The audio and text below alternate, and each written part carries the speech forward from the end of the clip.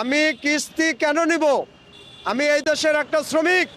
তুমি আমাকে কর্মের ব্যবস্থা না করে দিয়ে ঋণের ব্যবস্থা কিভাবে করে দিলা, এটা আমি জাতির সামনে জানতে চাই। আমি কারো করোনা চাই না। তুমি আমাকে কর্মের ব্যবস্থা করে দিবা, আমি কর্ম করে খাবো। তুমি আমাকে কিস্তির ব্যবস্থা কেন করে দিলা? আজকে আবার বড় বড় কথা বলো, নিতে সুমি বালা, দিতে সুমি সমস্যা। ব্যাংকের টাকা নিয়ে মইরা যাস, তার পোলা কপরেতে সুদ করে। আর আমি মরলে তুই গামছা দিয়ে ডাইকা কিস্তি দেওয়ার লাগে। এই পলিসি এই দেশে চলবে? এই কথা বলছি। যারা কমেন্ট করছে তাদের বললাম, রাষ্ট্রীয় সম্পদের সঠিক হিসাব চাই। যেহেতু দেশ 36শে জুলাই নতুন করে স্বাধীন হয়েছে, ভূমির সঠিক বন্টন না করে কোনো বুটের রাজনীতি এই দেশে হয়তো দেওয়া যাবে না। আমরা রিক্সাওয়ালা, আমরা রাজপথে যে ভূমিকা পালন করছি, ছাত্রদের সাথে আবার নিজের তাগিদে আসছে, কঠোর ভূমিকা পালন করতে রাজি আছি আমরা।